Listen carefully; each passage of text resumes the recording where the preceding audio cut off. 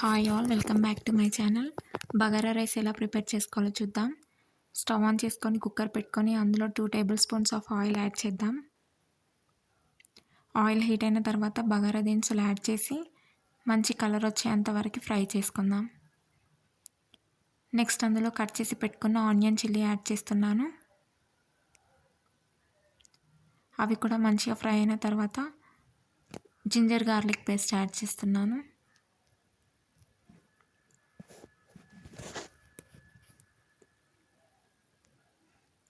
Cut చేసి పెట్టుకున్న పుదీనా కొత్తిమీర యాడ్ చేస్తున్నాను.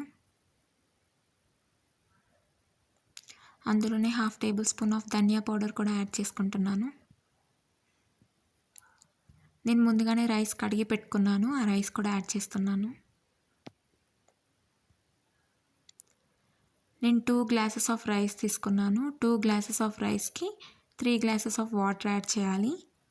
రైస్ని కూడా మంచిగా మసాలా పట్టేలాగా ఫ్రై చేసుకుందాం.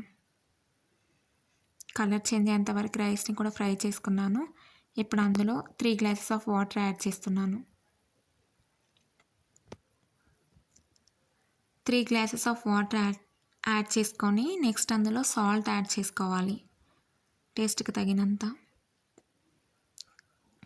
ఇప్పుడు మనం కుక్కర్ క్లోజ్ చేసుకొని ఒక 2 విజిల్స్ వచ్చేంత వరకు వెయిట్ చేద్దాం.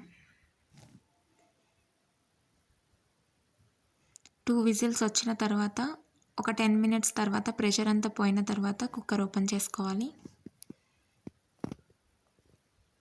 10 మినిట్స్ తర్వాత ఓపెన్ చేస్తున్నాను.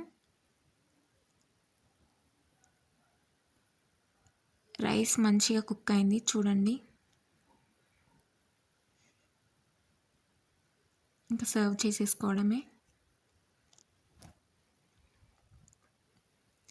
వేడి వేడి bagara rice ready. Bagara rice with chicken combination is the best. Thanks for watching the video. Do share, like and subscribe my channel.